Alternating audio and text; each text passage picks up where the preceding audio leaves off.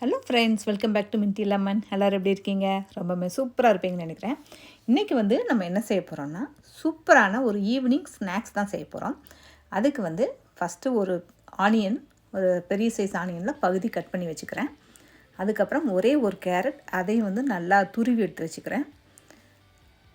அதுக்கப்புறம் ஒரு பேனில் கொஞ்சம் ஆயில் போட்டுக்கிட்டு, ஆயில் சூடானதுக்கப்புறமா கொஞ்சமாக சோம்பு சேர்த்துக்கிறேன். சோம்பு நல்லா பொரிஞ்சதுக்கப்புறமா நம்ம கட் பண்ணி வச்சுருக்கோம் இல்லையா வெங்காயம், அதை இப்போ இதோட சேர்த்துக்கிறேன்.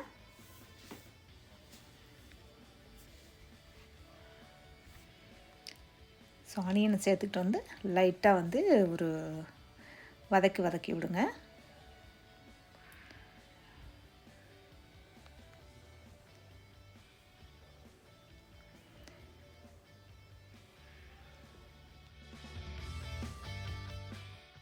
ஸோ வெங்காயம் இந்த அளவு வதங்கினாலே போதும். இப்போ நம்ம துருவி வச்சுருக்கோம் இல்லையா கேரட்டு, அதையும் நான் இதோட சேர்த்துக்கிறேன். நம்ம என்ன பண்ணிகிட்ருக்கோம், நான் ஒரு பஃப் பேஸ்ட்ரிக்கு ஒரு ஸ்டஃபிங் ரெடி பண்ணிகிட்ருக்குறோம். ஸோ வெஜிடபிள் பஃப் தான் செய்ய போகிறோம் இன்றைக்கி. ஸோ அதுக்கு நம்ம உள்ள ஸ்டஃபிங் பண்ணோம் இல்லையா, அதுக்கு தான் அது ரெடி பண்ணிகிட்ருக்கோம். ஸோ இந்த கேரட் ஓரளவுக்கு நல்லா வதங்கினதுக்கப்புறமா கொஞ்சமாக பீஸ் எடுத்து வச்சுக்கிறேன், அதையும் இதோடு சேர்த்துக்கிறேன்.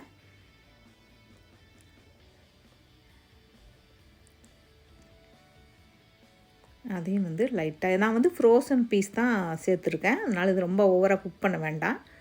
நீங்கள் ரெகுலர் பீஸ்னால் கொஞ்சம் வேக வச்சு எடுத்துக்கோங்க, இல்லைனா சம்டைம்ஸ் வேகாது.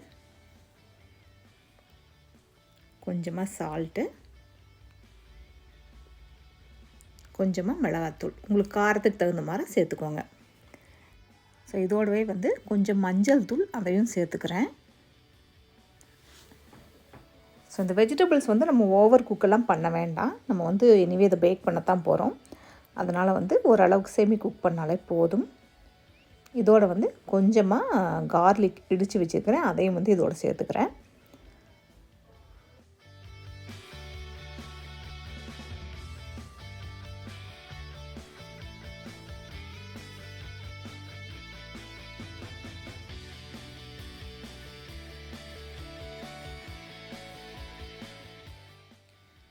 இப்போ ஒரு க்யூப் பன்னீர் இது நல்லா பொடிச்சு வச்சுருக்கேன். இப்போ இதையும் இதோட சேர்த்துக்கிறேன்.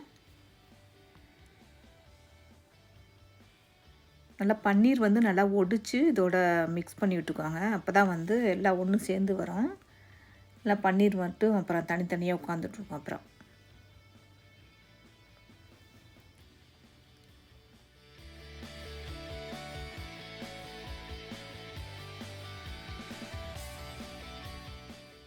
ஸோ ஃபைனலாக இதுக்கு கொஞ்சமாக கரம் மசாலா, அதையும் சேர்த்துக்கிறேன்.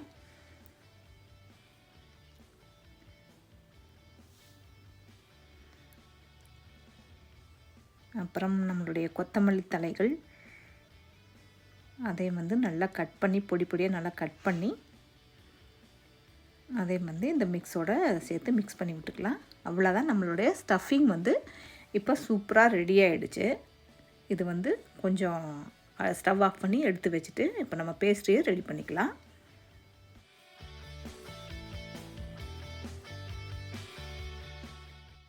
ஸோ நான் இந்த பேஸ்ட்ரி தான் யூஸ் பண்ணுறேன். இது ஆப்பிள் பைக்கு ஆல்ரெடி நான் யூஸ் பண்ணியிருக்கேன், செம்ம சூப்பராக இருந்தது. இது நீங்கள் செய்யறதுக்கு ஒரு 1 ஹவருக்கு முன்னாடி வெளியே எடுத்து வச்சிடணும். அப்போ தான் இந்த ஐஸ் எல்லாம் இல்லாமல் இருக்கும்.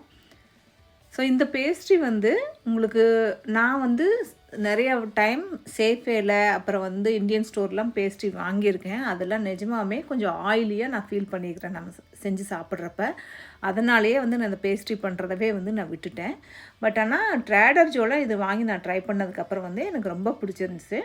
ஸோ நீங்கள் லோக்கலில் இருக்கீங்கன்னா இந்த பிராண்ட் வாங்கி ட்ரை பண்ணி பாருங்கள், ரொம்ப நல்லாயிருக்கு. ஸோ இப்போ கட்டிங் போர்டில் கொஞ்சமாக ஆல் பர்பஸ் ஃப்ளார் அப்படியே தூவி விட்டுக்கிறேன். தூவி விட்டுட்டு இந்த பேஸ்ட்ரி நல்லா பிரித்து விட்டு, பேஸ்ட்ரி மேலேயும் கொஞ்சம் மாவு போட்டுக்குவாங்க. உங்களுக்கு மைதா சேர்த்துக்க வேண்டாம்னா நீங்கள் கோதுமை மாவு கூட சேர்த்துக்கலாம். போட்டு நல்லா அப்படியே தேய்ச்சி லைட்டாக டஸ்ட் பண்ணிவிட்டு, சப்பாத்தி தேய்க்கிற கட்டை இருக்கு இல்லையா, இதில் வந்து அப்படியே நல்லா தேய்ச்சி விடுங்க. கொஞ்சம் வந்து ஸ்ப்ரெட் ஆகும்.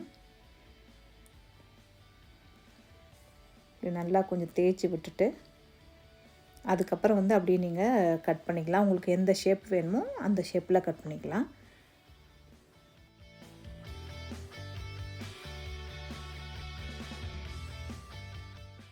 ஸோ நல்லா கட் பண்ணி வச்சுட்டு இப்போ நம்ம ஸ்டஃபிங் இருக்கு இல்லையா, அதை வந்து உள்ள நீங்கள் ஸ்டஃப் பண்ணிக்கலாங்க.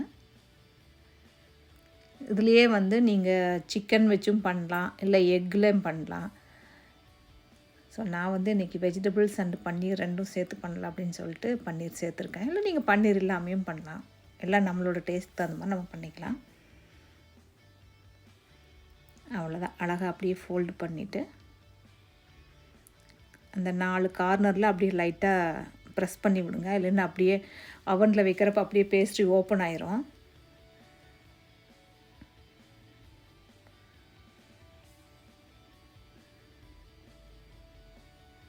அவ்வளோதான். இதே மாதிரி எல்லாத்தையும் ரெடி பண்ணிட்டு அவ்வளோதான். அப்படியே வந்து நம்ம இந்த பார்ச்மெண்ட் பேப்பர் மேலே அடுத்த லைனை அடிக்கிற வேண்டியதுதான்.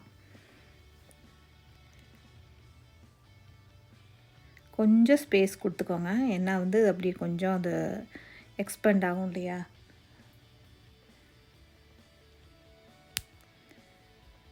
இதுக்கு வந்து நீங்கள் எக் வாஷும் கொடுக்கலாம். இல்லைன்னா வந்து ஏதாவது ஒரு ஆயில் மேலே அப்படியே தடவி விடலாம். இல்லைன்னா வந்து நீங்கள் மில்க்கும் வந்து தடவி விடலாம்.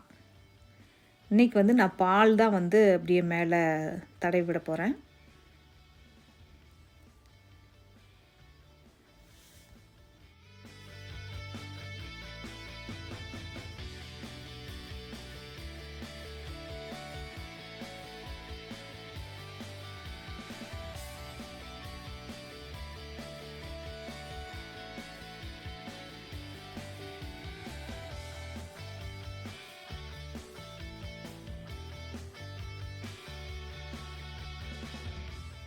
இப்போ வந்து நம்ம பஃப்ஸை வந்து பேக் பண்ணிடலாம். நான் வந்து 400 டிகிரியில் 1/2 அன் ஹவர் வச்சு எடுக்க போகிறேன். எக்ஸாக்ட்லி 1/2 அன் ஹவருக்கு அப்புறமா வந்து நீங்கள் அவன் ஓப்பன் பண்ணி பஃப்ஸ் எல்லாத்தையும் வந்து அப்படியே கொஞ்சம் ஃப்ளிப் பண்ணி திருப்பி வைக்கணும். திருப்பி வச்சுட்டு ஒரு 10 மினிட்ஸ் வச்சிங்கன்னா போதும். உங்களுக்கு பர்ஃபெக்டாக நல்லா கோல்டன் ப்ரௌன் கலரில் வரும்.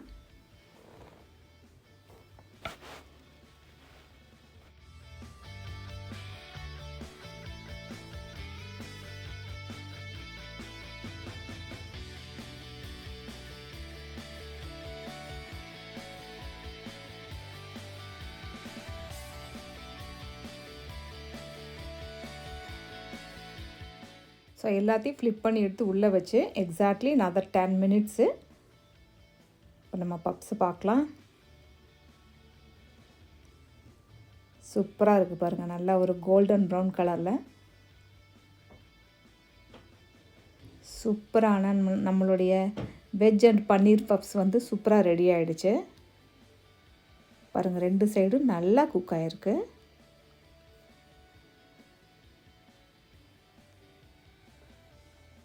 இனி பிளேட்டிங் பண்ணிட வேண்டியதுதான்.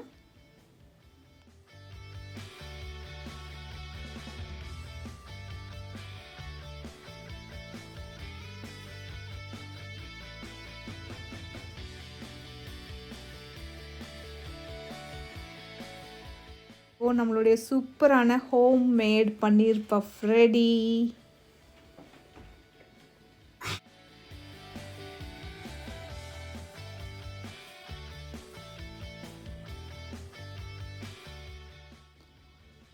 டேஸ்ட் பண்ணி பார்க்கலாமா? பாருங்கள், நல்லா மொறு மொறுன்னு இருக்குது. வெளியே உள்ளே வந்து நல்லா சாஃப்டாக சூப்பராக இருக்குது நம்ம பன்னீர் பஃப்.